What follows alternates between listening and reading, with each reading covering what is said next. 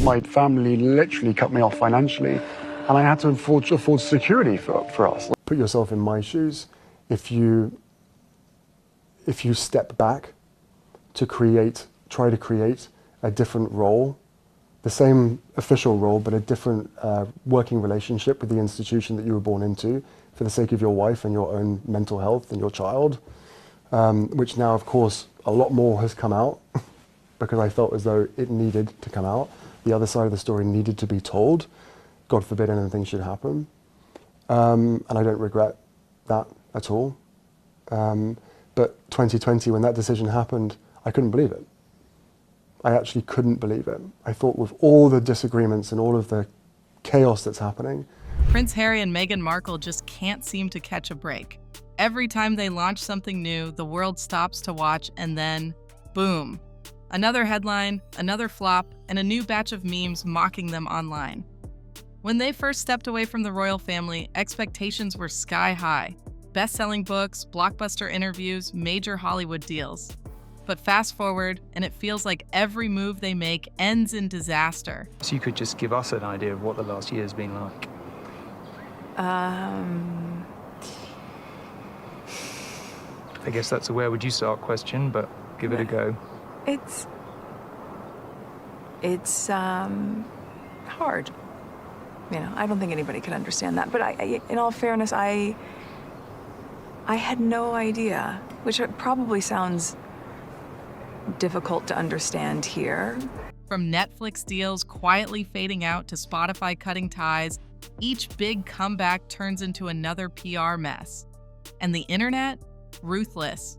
Viral TikToks, Twitter threads, think pieces, everyone has an opinion. But at this point, the question isn't just what went wrong. It's why everything they touch seems to fall apart.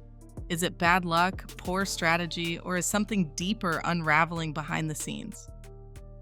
Let's get into the details. Y'all remember when Harry and Meghan first landed in the US? The buzz was unreal.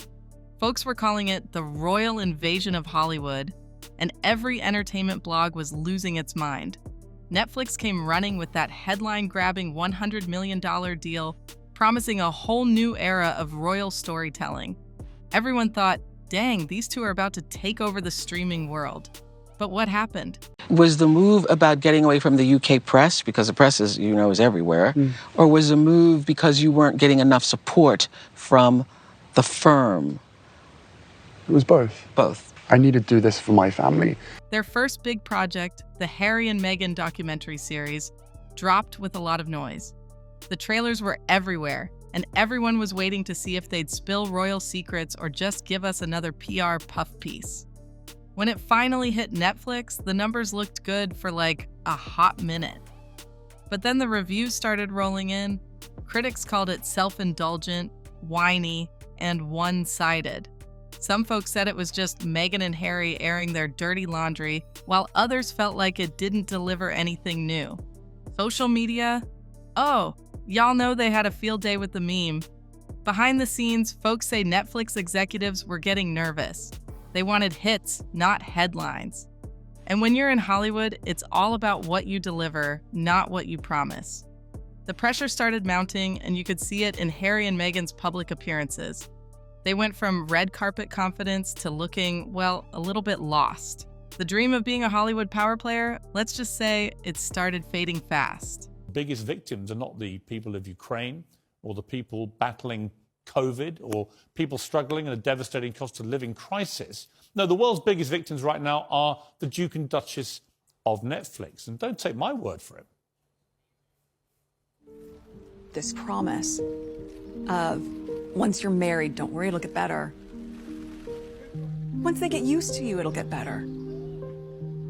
Of course it'll get better.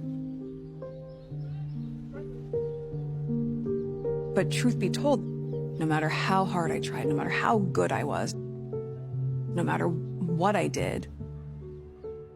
Their first podcast, Archetypes, had Meghan talking with celebs and experts about breaking down stereotypes. The promo was slick, the guest list was stacked, and everyone was waiting for those viral moments. But here's the thing. After the first episode, the hype just fizzled.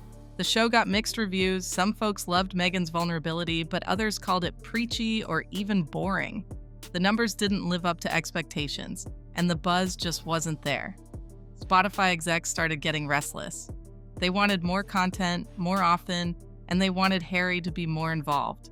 Instead, the podcast felt like Meghan's solo project, with Harry popping in here and there. Rumors started swirling that the couple just wasn't delivering. Then, out of nowhere, Spotify pulled the plug.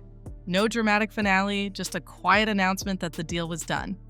And y'all, the shade was real. Spotify's execs reportedly called the couple grifters behind closed doors, and the media ran wild with it. The whole thing became a punchline on late-night TV. For Harry and Meghan, it was another public L, and you could feel the frustration every time they tried to explain what went wrong. The podcast world moved on, but their brand took another hit. Now, let's talk about all the other side hustles. After the Netflix and Spotify mess, Harry and Meghan tried to keep the momentum going. Harry dropped his memoir, Spare, and y'all, that book was everywhere. The press called it explosive, and folks lined up to get the inside scoop on royal life. Put yourself in my shoes. If you step back to try to create a different role, the same official role, but a different working relationship with the institution that you were born into for the sake of your wife and your own mental health and your child, which now, of course, a lot more has come out because I felt as though it needed to come out. The other side of the story needed to be told. God forbid anything should happen. And I don't regret that at all. But 2020, when that decision happened, I couldn't believe it. I actually couldn't believe it. I thought with all the disagreements and all of the chaos that's happening.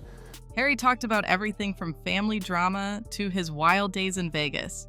For a minute, it looked like he'd pulled off a comeback. But then the backlash hit. Critics said the book was too personal, too petty, and just another way to cash in on royal connections. Family members clapped back, and the British media had a field day. Sales were strong at first, but the hype died down quickly. People started asking, what else do Harry and Meghan have to say? Meanwhile, Meghan tried her hand at children's books and even launched a lifestyle brand. But none of it took off. The speaking gigs? Sure, they got paid, but the headlines were all about empty seats and awkward moments. Folks started saying the couple was overexposed, and even their fans seemed to get tired of the drama. Charity work was supposed to be their safe space. They launched Archewell, promising to change the world. But the media kept digging, pointing out every misstep and questioning their motives. Every time they tried to do something positive, it felt like the press was waiting to pounce. The pressure was relentless, and you could see it wearing them down. Here's where things get real, y'all. After all these setbacks, the public started turning. Social media went from cheering them on to roasting them at every turn. Memes about failed royals went viral, and even some of their celebrity friends seemed to keep their distance. The British press, as always, was ruthless, but even in America, the tide was shifting. Every new project announcement was met with skepticism. Folks would say, "Oh, here we go again," or "How long before this one flops?" The couple's interviews started sounding defensive, and you could tell the constant criticism was getting to them. Reports of tension between Harry and Meghan started popping up, with insiders whispering about arguments and stress behind closed doors. Some folks felt bad for them, saying the media was too harsh. Others said, well, they wanted the spotlight, now they gotta deal with it. But the truth is, the pressure of fame, the endless scrutiny, and the string of public failures took a toll. You could see it in their faces, less of that Hollywood glow, more of that, dang, what do we do now vibe. The craziest part? Even with all the drama, people can't stop watching. Every move they make is headline news. Pay my rent, your opinion is irrelevant, cause I'm a baby mama, I can do just what I want. Turn up. If she a baby mama, she gon' be that baby mama. Some folks are rooting for a comeback, others are waiting for the next flop. But one thing's for sure, Harry and Meghan's journey from royal rebels to Hollywood hopefuls has been anything but smooth. Y'all, this isn't just a story about two people struggling in the spotlight. It's a whole lesson in how fame, money, and public opinion can turn on you in a heartbeat. Every time Harry and Meghan think they're about to win, the world reminds them just how tough it is to stay on top. At first, A-list celebs couldn't wait to be seen with Harry and Meghan. Oprah, Tyler Perry, Ellen, everyone wanted a piece of the action. But after all those flopped projects, the Hollywood crowd started acting differently. Invitations to the hottest parties and red carpets? Suddenly, not so many. The couple went from being the it guests to barely getting a mention in the media. Even their neighbors in Montecito, that super rich, super private California enclave, were reportedly keeping their distance. It's wild how fast things change out there. One minute, you're the talk of the town. The next, you're just another couple trying to keep up with the Kardashians. Let's not forget the royal family drama, y'all. Every time Harry or Meghan tried to launch something new, the British press would dig up more family dirt. From King Charles's health to Prince William's icy silence, the headlines just wouldn't quit. And every interview Harry and Meghan gave, whether it was on TV or in a magazine, seemed to make things worse. Folks started calling it airing the royal laundry, and even some of their supporters said enough is enough. The family rift became its soap opera, with the world watching every awkward moment. My family literally cut me off financially, and I had to afford security. All right, let's get into the money side of things. Since stepping back from royal duties, Harry and Meghan have had to hustle for their cash. No more royal allowance or taxpayer-funded perks. They landed some big deals, like those multi-million-dollar contracts with Netflix and Spotify, plus Harry's best-selling memoir and speaking gigs. Their combined net worth in 2025 is reportedly around $60 million. But it hasn't all been smooth sailing.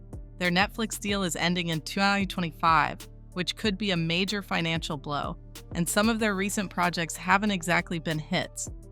They also splurged on that massive $14.65 million Montecito mansion, so their lifestyle isn't cheap. With the end of some big contracts and more of their own money going out, folks are starting to wonder if they can keep up with their expenses long term. After the drama and some public flops, Harry and Meghan have tried to switch up their image. They've learned hard into charity work, mental health advocacy, and Meghan's lifestyle brand, American Riviera Orchard. They're also focusing on smaller, more personal projects like podcasts, children's books, and public speaking, hoping to rebuild trust and find a new audience. But honestly, it's been a mixed bag. Some people are loving the new low-key Sussexes, while others still see them as out of touch or just chasing fame. With all the ups and downs, career setbacks, money worries, and constant media attention, Harry and Meghan have really had to lean on each other. Some sources say the pressure has brought them closer, making them more of a team than ever. But there are also rumors about stress taking its toll, with both feeling the weight of public scrutiny and big expectations. Despite all that, they're still showing up together at events and supporting each other's projects, trying to present a united front. They're at a crossroads right now. With their big Hollywood deals winding down, they might double down on their charity work, focus more on Meghan's lifestyle brand, or even try something totally new, like more writing, producing, or public speaking. Some folks think they might try to move even further away from the spotlight and live a quieter life, especially for their kids' sake. But others believe they'll keep finding ways to stay relevant and rebuild their brand. Public opinion is still pretty split, as some people are rooting for their comeback, while others are just over the drama. So after all the chaos, the headlines, and the endless social media debates, where does this leave Prince Harry and Meghan Markle? Is this the final act of their Hollywood adventure, or just another cliffhanger in the world's most dramatic royal saga? One thing's for sure. Every time they try to rebuild, the world is watching, popcorn in hand, waiting to see if they'll rise from the ashes or crash even harder. Maybe they'll surprise everyone with a comeback, something bold, unexpected, and finally a hit. Or maybe the pressure, the criticism, and the relentless spotlight will keep chipping away until there's nothing left but memories of what could have been. Either way, their story is far from over. Fans still hold out hope for redemption, critics are sharpening their knives for the next stumble, and the internet? Well, the internet never lets go of a royal scandal. The real question now, can Harry and Meghan rewrite their story, or is the world too invested in watching them fail? Only time will tell. But one thing's certain, love them or hate them, you can't look away. So what do you think? Is this the end of the Sussex saga or just the start of a new chapter? Drop your thoughts in the comments and let's keep the conversation going. Don't forget to like, subscribe, and hit that bell for more royal drama, deep dives, and real stories behind the headlines.